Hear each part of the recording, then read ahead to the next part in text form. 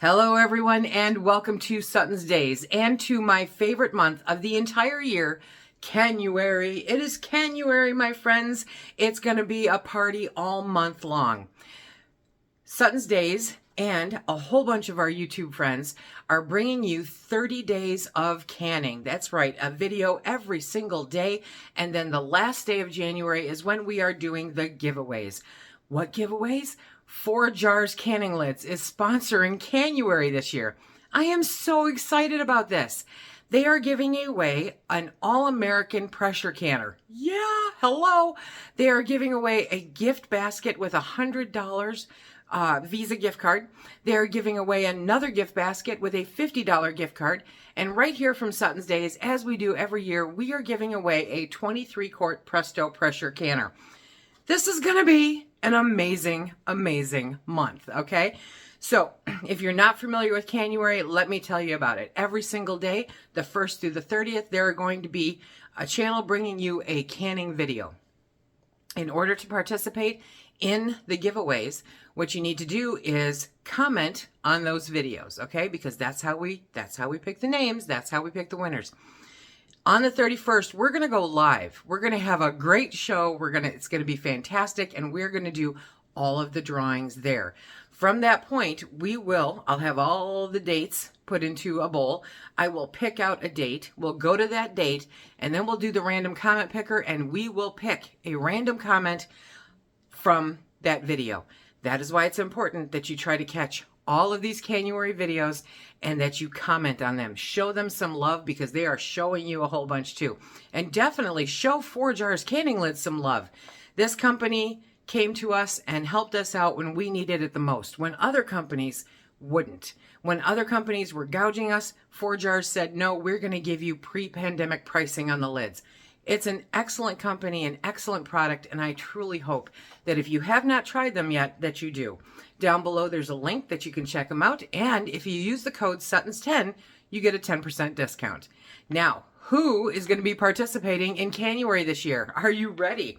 I had to print this out because I don't want to forget anybody. There are so many amazing channels this year. So we have my friends, Rachel and Todd, that 1870s homestead. They're going to be back. Linda's Pantry. A Good Life Farm, which is transferring back to Cosmopolitan Cornbread, okay? Then we have Alana Cocker, The Rustic Wife. We have Alderman Farms, I Love Me Some Patty. We have Prepper Potpourri. We have Pike Creek Farm, The Miller Life Kitchen, Tulilu Creates, Fermented Homestead, Tess Cooks for You, Jenny's Scratch Made Kitchen, Victoria at a Modern Homestead, and Becoming a Farm Girl. That is an epic lineup. These are some fantastic channels that bring you all kinds of great content. If you haven't checked them out before, I hope that you will now. There's a link down below that will take you to a webpage that has links to all of those channels. I hope that you check them out and definitely comment on their videos. Show them some love, my friends. Today, we are going to bring you canning beef. We're going to kick this off with canning beef. There's nothing as awesome and amazing as canned beef roast. And today, that's what we're going to bring right here from SuttonsDaze. I love having canned beef roast on the pantry. If you know me, if you've been here for any length of time, you know that I am all about canning the proteins. I love having proteins on my shelf. Shelf-stable protein is so important to me. Canning beef is just, oh, it's fantastic. If you can catch sales, definitely nowadays, if you can catch sales, it's phenomenal. It's a great way to put it up. You don't have to worry about freezer burn. You don't have to worry about power outages. You don't have to worry about anything other than, how do I get that jar open? There are ways to get that jar open. We're going to show you two methods. Today, we're going to show you the raw pack method, ugly beef, right? And then we're also going to show you the hot pack method. They both have their pros and cons. You will notice that the raw pack method is easier, it's faster, right? But the hot pack method, a lot of people like also. So we'll explain to you the differences in all of those. But right now, let's get started and cut up some beef, baby. Yeah. Look at this beautiful beef roast. Yes, I love the fat content in here. The fat is where the flavor is. I cannot say that often enough, but obviously you don't want it too fatty, okay? But it keeps it from becoming dried out also, because some people will say, like when they do boneless, skinless chicken breast, that some people think it's really dry. That's because there's a lower fat content in it. And so some people prefer to do dark meat because it has a higher fat content. Pork loin versus pork butt, same thing. But this is a beautiful beef roast. It is approximately 8 pounds. So I am hoping that we get 8 jars out of this. And we are going to cut this up. We're going to put it in the jars and we're going to can it. This is not a great deal. However, it is the cheapest cut that we could find. Now, here's the really fun part about canning beef, okay? It does not have to be pricey. It does not have to be expensive. Now, for some unknown reason, beef brisket has become affordable again around here. I don't know why. I'm not going to question it, but it's not easily accessible to me because it's quite a drive for me to go get it. However, if I could have gotten my hands on a beef brisket, I definitely would have done that. That comes out amazing in jars. Basically, any cut of beef that you can get will come out tender and juicy and delicious and perfect. So it does not matter what cut. Go the cheap cut. Find the manager specials, okay? Because those are just as good. And if you don't have time to can them right away, then put them in your freezer. Yep. Okay, so the fat there is a little difficult to get hold of. But I'm just cutting this down into manageable pieces so that while we are doing this, we can continue chatting. I love this knife, in case I hadn't mentioned it. I use this knife whenever I cut up any kind of big chunks of meat because it just works really good. For Phil, it works good because of this. He can hold on to it, get better control of it. So I use this knife for just about everything. Now, you don't want to put that size into the jar, really, because it doesn't behoove you and it takes up space. You can actually get more into your jar by cubing it up, 1 to 2 inch pieces. Then take your jar and then tuck them down in there. Now, there was a time, I'm not going to lie, there was a time, okay, when I would cram that stuff in there. The National Center for Home Food Preservation, not real fond of that. No, they're not. They just want you to kind of loosely pack it in there, and that makes sure that it has plenty of room. When you pressure can it, you will notice liquid in the jar, because we're not putting any liquid in the jar when you raw pack it. When you raw pack it, it's just the meat. That's it. When you pull that out of the canner, I'll show you, there will be liquid in the jar, and that is coming from the fat that is on the meat and out of the meat that itself. And that is perfectly fine and normal and good, and it does not need to cover the meat. That is not its intention. So if you find it necessary, aesthetically, to have liquid covering the meat in your jar, then you will be happier with the hot pack method. Is it as fast and easy? No, it is not. But that's kind of the price you pay for aesthetics. But doing a raw pack is super simple. I think I need to go sharpen my knife. Raw pack is super simple. Doesn't take much time at all. It's just a matter of making sure that the meat is defrosted and cutting it down to, manageable size and then putting it in the jar. You want an inch headspace, okay? So an inch headspace is right there, and that's as far as you want to go with that. So we're going to get these jars filled up. Oh, it's going to be so good. Now, I have something for you. I really, really do. A lot of people will say, okay, I've canned it. Now what do I do with it? Now how do I use it? And I have a recipe collection for you. Yes, I do. I put together 20 of our favorite ways to use our canned beef. Because when this comes out, it's no longer going to be in the chunk that it is. It's going to be basically shredded beef, okay? And it shreds super, super easy. So it's great for a whole bunch of different stuff. But we are going to have available for you a link down below to our Etsy store that will show you 20 different recipes for using your home canned beef. This is right up there with ugly chicken, my friends, except it costs a little bit more. Except nowadays, they're getting really close to costing the same.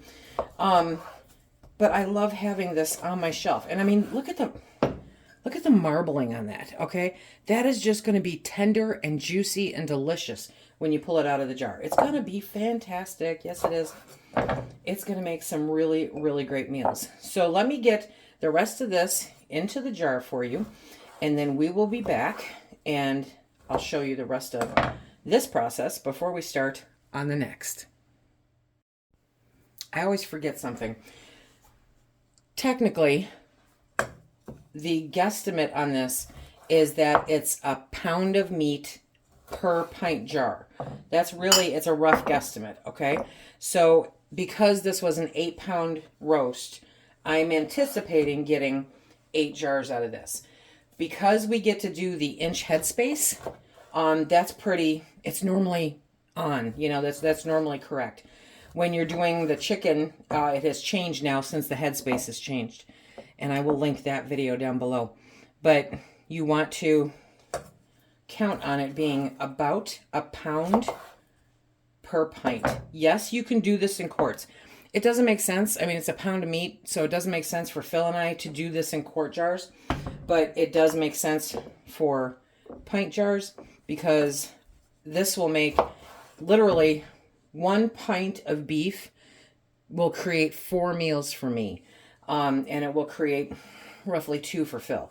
So that means that I have, okay, out of 1 jar, I've got a meal for Phil, a meal for me, and then like lunch the next day. It works out really good. You have to do it based on your family size, your usage. Can you do this in half-pint jars? Yes, you can. You absolutely can. I would not triple stack, okay? Stick to double stacking at tops, but you can do it because if you're a single person, a pint may be too much. And I know that can be discouraging. That can really be discouraging because you don't want to waste it. And maybe you don't want to have beef 4 days in a row, you know? So I'm doing it in pints. You can do it in half pints and you can do it in quarts. I will have a link down below for you to the National Center for Home Food Preservation. When you do it in half pints, you do it for the same time as a pint. If you do it in a 1.5 pint jar, you know, those tall, like asparagus ones, then you do it for the same time as a quart. You always go to the next one up. And you cannot do this in half-gallon jars. Half-gallon jars are not meant for canning meats. Do you want to add seasoning to this? I don't. I'm an ingredient canner. And to me, it's important to have the versatility when I pull it off the shelf. I don't want to season all of this up and then be committed to that one particular thing. So I always put it in there plain. Do you have to use salt? Absolutely not. Salt is for taste.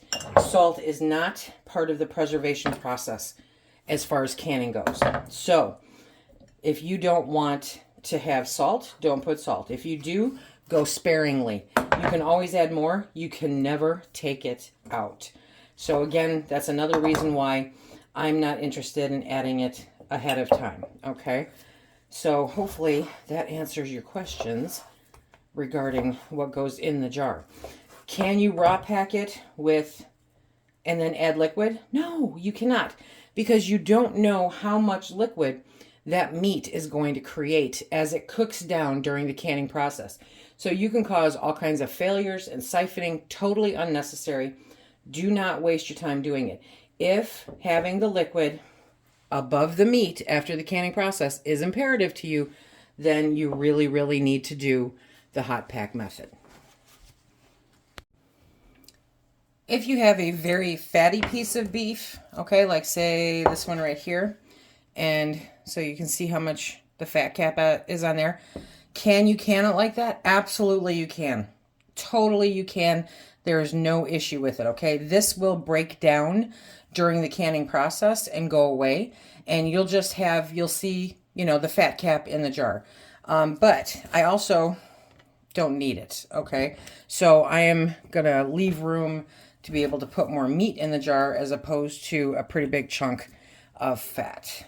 And now we are just going to put this last little piece in here, and I am looking for a jar that has a bit of an air pocket in it so that I can fill that air pocket, okay? And I got 1, 2, 3, 4.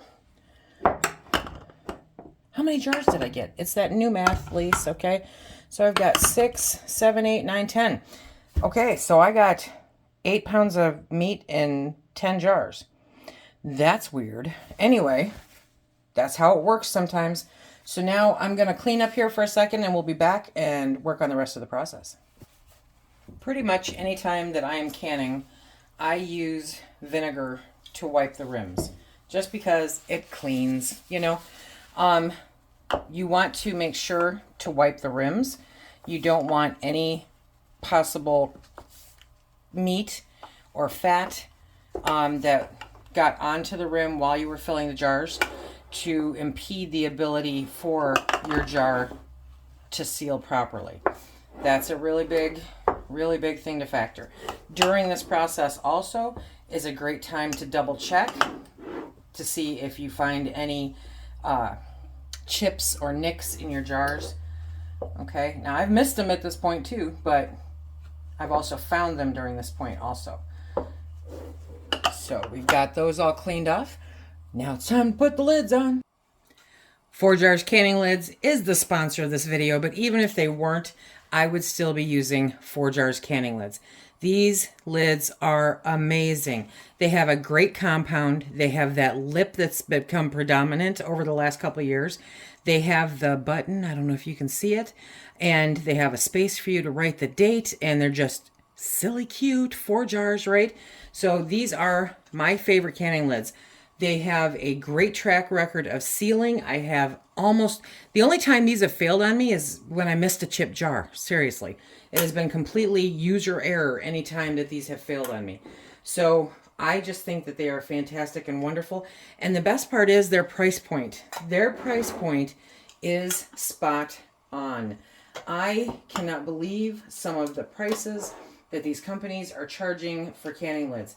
And the higher that price is, the less I'm available to put towards food to go into the jars. So that doesn't make sense to me. I want these prices to stay at a very affordable rate, and ForJars has knocked it out of the park. Good quality, affordable, you just can't beat. And the customer service, oh, bar none. This is like old-fashioned customer service. This family-owned business is the bomb. Yes, they are. Now, they are trying to kill me, though, because I'm always talking about rings. Right now, a lot of people say, well, if my rings aren't pretty, then they're no good. That's not the case, my friends, okay? This is not an engagement ring. It is a tool. And if it's a tool, it's getting used. And if it's getting used, it's going to get a little ugly, right? So do not worry if your rings start to look like this. As long as they go on, you are good to go. Remember, it's not an engagement ring. It's a tool. However, ForJars has come out with new rings. So if you're in the market for rings, they have them also. You can buy just the lids, or you can buy the lids and the rings. And the rings are a new thing that they're offering. And they do not tarnish as quickly as the old rings do. So very, very nice ForJars, because they want it to look more like an engagement ring for longer before it begins looking like a tool. So silly. They're so silly, but I love them to death. It's an absolutely fantastic product. Highly recommend it. Now, finger tight seems to confuse some people, so I'm going to show you real quick. You just put that thing on there, and you turn until it doesn't turn anymore. Do not crank. Did you see that? Okay. Do not crank. Don't make it so loose that it's not holding, but you want to go until it doesn't go anymore. Okay, and then you are good. That is finger tight. And so we're going to make sure that these all go on finger tight. Do you have to heat the lids? ForJars, when they send you the lids, there'll be paperwork with it that will tell you all of the best practices. Best practices include heating the lids, which we haven't had to do for quite some time now. And personally, I have never done when pressure canning, because if that puppy doesn't seal at that pressure, then most likely there's another issue. However, they do recommend simmering the lids, not boiling them, but simmering them. And that is totally up to your discretion, okay? It is not required, it is not necessary, but it is definitely up to your discretion. I have 9 jars, 9 pints in the bottom of that canner. And there's a rack. I put 3 inches of water and then the 9 jars, okay? And now I have an extra rack. I'm gonna put that one on there, and jar number 10 sits right on top. And we are ready to rock and roll. I've had the canner warming up. And so now comes the fun part. We're going to put on the lid, twist it closed. We're going to let that come up to pressure until it is venting a steady stream of steam, out of that valve right there. Once we get a steady stream of steam, we will let it go for 10 minutes. So have your timer ready. Can you see the steam? I can't see the steam. National Center for Home Food Preservation says a steady stream of steam that you can see. You cannot necessarily always see the steam. This time of year in Michigan, we're lucky if we get sunlight. Today we do not have any, so I don't see the steam. However, you can hear it. It's definitely audible, right? Okay, and if you want to see it, there it is. That is a steady stream of steam. It's a great thing to do with your used lids because you should not put them on jars. Now, a very frequent question is the pop lock. Does it have to come up before you put the regulator on? No, it does not. It's seriously one of those things, you know how all cars have personalities? So do all canners. So sometimes mine comes up, sometimes it doesn't. Mine happens to be up. I am starting my timer for 10 minutes. We're going to vent that steady stream of steam for 10 minutes, and then we will put the regulator on. We have been venting now for 10 minutes, and this is when we put the regulator on. Now, I am using the weighted regulator, okay, that has the weight on it, with 10 pounds of pressure for my elevation. So when that starts jiggling, we are then going to take the time to adjust our heat so that it does a slow hula dance. I will link the video down below showing you the hula dance about the regulators, okay? And that is what we'll do, is get that at a nice hula dance. We'll set our timer again for 75 minutes because these are pints. Remember, there's a link down below if you're choosing to do any other size jar. Every canner will take a different amount of time to get up to that pressure.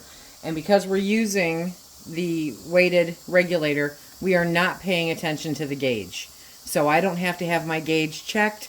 I don't have to do an annual thing. I don't have to replace it. It's basically there to plug up a hole now, okay? Because we are using this to determine the pressure inside of the canner. It has completely depressurized, okay, on its own. You never ever help it. Now we're going to take off the regulator, and I'm going to twist and just set it off for a couple minutes, probably 5-10 minutes, and then we'll take the lid off and start taking them out. The reason why we do this, especially in the wintertime, depending on the temperature that you keep your house, it can create quite a contrast from the temperature inside the canner to the temperature outside the canner. And if you remove the jars too soon, or they get too cold too quickly, then it can cause siphoning, and you don't want to do that. So we've let it sit for a few minutes, okay, and now we're gonna start taking them out. Oh my goodness, my friends, look at that. Oh, did you hear that? They're already starting to ping. Look at that. Beautiful cooked beef roast. Doesn't get any better than that. Shelf-stable proteins are just So good and so important. With as fragile as our electrical grid is, or as crazy as these times are, this guarantees that you've got protein put up on the shelf. It is shelf stable. You don't have to worry if the power goes out. You don't even have to cook it, okay? You can literally just open one of these jars and eat it straight out of the jar. It also means that when you're able to catch a sale, that you will be able to take advantage of that, not have to worry about freezer burn, not have to worry about it going bad, getting forgotten. You can put this on your shelf and just enjoy the fact that you have shelf-stable meats ready to rock and roll. So this is raw packing beef roast. There you go. I love it when you catch it. This is raw packing beef roast. Next, we are going to hot pack some. And there's a little bit more involved. I hope you'll stick around with me, and we will get that going next. Now we move on to the hot packing method. Now I'm going to say straight up, the only reason I'm doing this is for a video to show you guys how to do it, okay? I almost never hot pack proteins. It's just not something I do. Nothing wrong with it. Yep. Now we're going to start with the hot pack method. Truth be told, this is just not something that I typically do. To me, it's not worth the extra time and the extra effort. A lot of people do prefer it though. It is more aesthetically appealing in the jar when you hot pack it, and you'll see that. But I just want to show you guys how to do it. So we ran to the store, and the fun part about getting, beef is that when you're canning it, the cut really doesn't make a difference. Sometimes if you're not canning it, if you're just cooking with it, there are cuts that are more tender, that are more this, that are more that, okay? But when you're canning it, it all comes out tender and amazing, kind of like it sat in a crock pot for 12 hours, and just did its beautiful thing and relaxed, and it's all tender, it's all juicy, it's all really good. So we are going to be doing, it's an English roast, it says, and wow, the price really went up. $4.19 a pound. So yeah, I can remember when I can get these for, $6, $5, and now it's $8. But this is why we grab it when we can on sale, okay, and put it into jars, because that helps us stave off the inflation, take advantage of sales, and have good quality food available to us in our pantries. That's the key right there. So let's start the hot pack method. You can decide whether or not you want to cook it whole, okay, or cut it up. I find it more effective to cut it up, because when you are doing the hot pack method, you only want to cook it no more than 2/3 of the way cooked, okay? Because if you fully cook it, then the only way to can it safely and tested is by canning it like soup, where half of the jar is product and the other half is liquid, okay? But if you cook it 2/3 of the way, then you can fill the jar with the meat and top it off with the broth. It is the hot pack method. You do use broth, and that is partly because you have pre-cooked it, and so all of that natural juice that's in there will not be in there anymore. Okay, so we are just going to cut these up. We're going to line this sheet. I have the oven heating up for 350 degrees.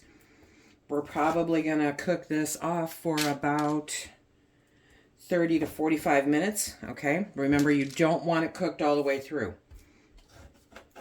So once we get that all done, we'll be good to go. Do you have to have uniform pieces? No, you do not. Seriously. Find better things to worry about. It's not necessary, okay? But I'm going to run out of room. And it doesn't have to be all lined up, which you'll see in a minute. I am not somebody who has a lot of time to waste on aesthetics, seriously. So there are so many great recipes out there. I do not season the liquid that I put into the jars. However, you can. It's just not something that I do because, like I said, I'm more of an ingredient canner. And for that purpose, I just want the meat in there and nothing else. And then I can decide what I want to do with this. I have some really, really great recipes that I think that you guys are going to enjoy in the new beef recipe collection. We will be covering ground beef. I don't know if it's going to happen this month, but it will happen soon, where we talk about canning ground beef as opposed to, you know, beef roast like this, chunks of beef like this, because there is a difference and there is no safe raw packing method for that. However, for this, just like with ugly chicken, it is fantastic no matter how you do it. If you have the time, you know, and you prefer it completely covered by liquid, then definitely this is a great way to go. See, I'm just stacking it up here. Yes, I am, because of course I picked the smallest baking sheet that I have. So, see, and the fat, don't worry about it. Same thing's going to happen, which I wanted to show you guys. I forgot. Let me finish this and I'll switch hands and I will show you the hot pack method and what it looks like after it has cooled down. Okay, good stuff. Okay, so we are going to put that in the oven for 30 to 45 minutes. This is the raw pack method after the jar has sat and cooled overnight. So do you see the fat cap there, right? It's deceiving how much is actually there. It's not as much as you would think. And the liquid looks like it's trapped down below. You can see the meat that's sticking up above. During the process of storage, this meat may start to look a little different, okay? But it's still perfectly safe. And once you open up that jar, it will return to its normal color.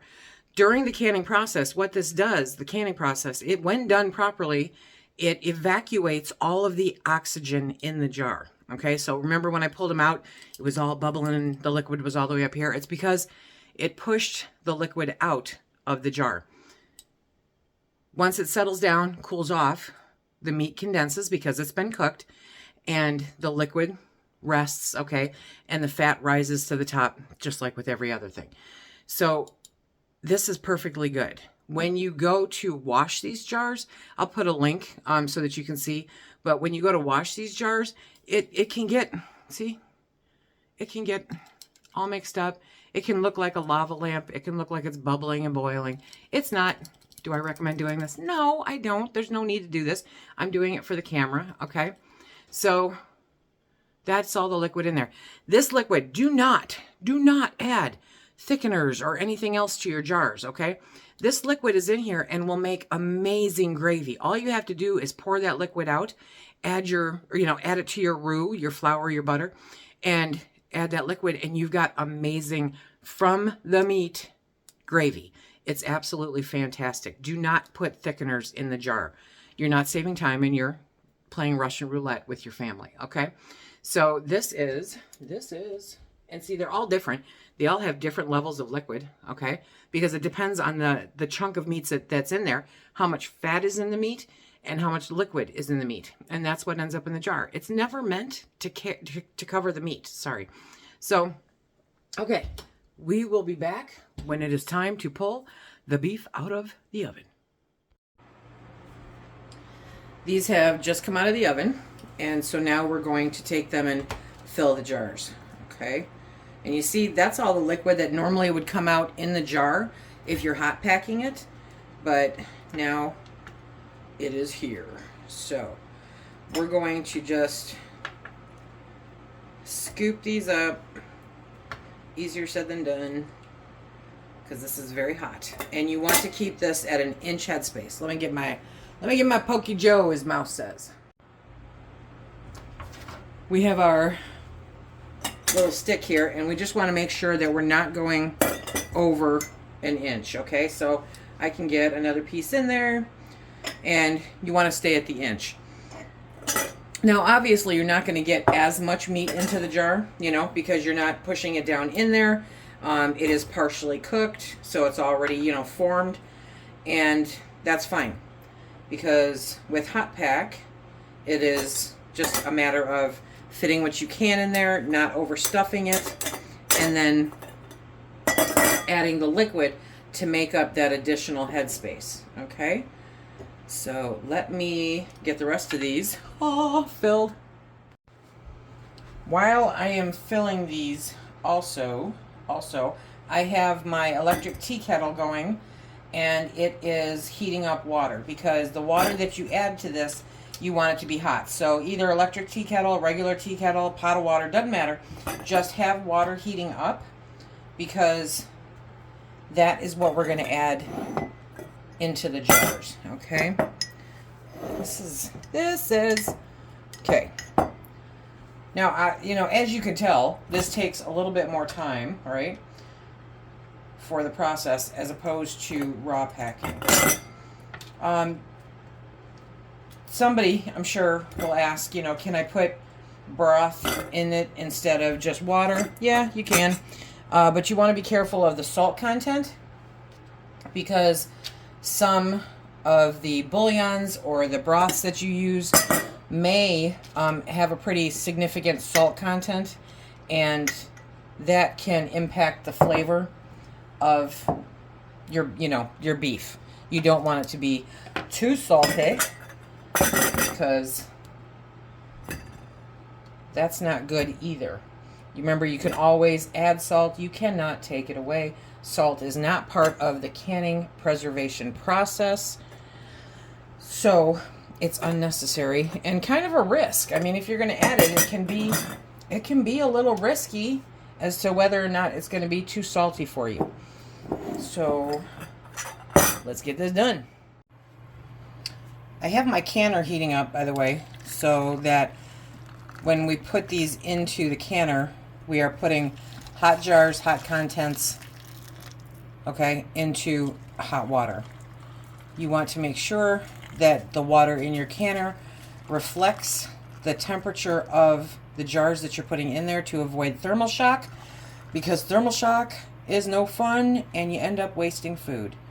Because once that glass shatters, none of that food having anything to do with that jar is any good. Okay, so we've got all of these in here. Added the water. Now I'm going to debubble. Okay, anytime that you have something solid like this, you want to make sure that you go through and debubble, and it's just a matter of loosening up any air bubbles that might be trapped underneath the contents.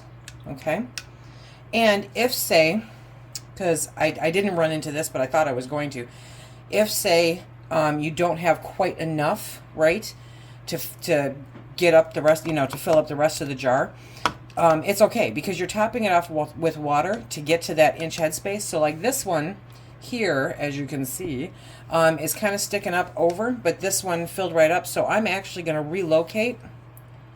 I am going to relocate a piece. Okay, there we go, and top this one back off a little bit to bring it back up to that inch headspace. So as you go through and debubble this, you will move the contents around, and that's normal, and it will displace the water a little bit, and so you may need to top it off some more just to make sure that you are good to go.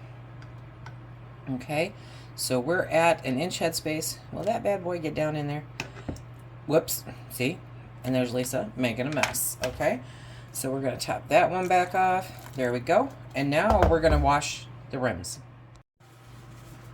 The other reason that I like to use vinegar is because even though I used a funnel to put the meat in, you know, when I added the water and then debubbled, I displaced some, and you're bound to get it on the rim. So you want to make sure that you are getting the rims cleaned off of any debris that might have crept in there during the entire process. And now it's time for the lids. ForJars to the rescue.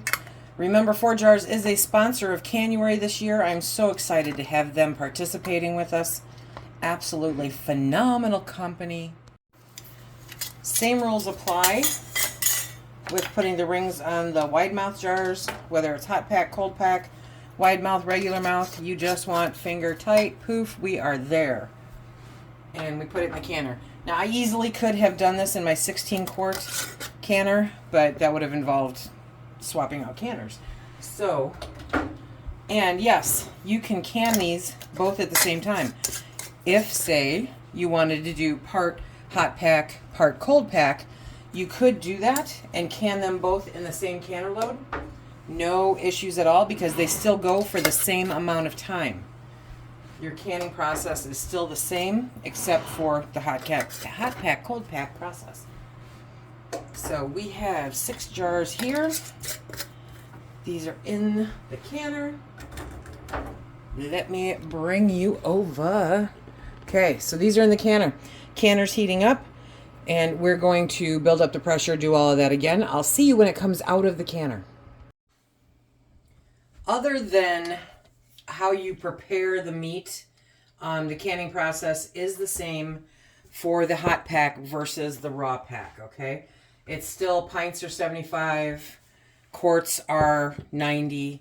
It's still, you know, that's all the same, the whole process. So that's why I did not make you suffer through all of that twice. But these are the jars coming out of the canner. Absolutely spectacular. Look at this. Look at that. Is that not just, oh my goodness, it is gorgeous. Gorgeous, I tell you. Nothing makes you happier than a successful canning session, my friends. Nothing. It is so good. Love it so much. So that is the hot packed beef versus the raw packed beef, okay? Whoop, let me do that there, okay?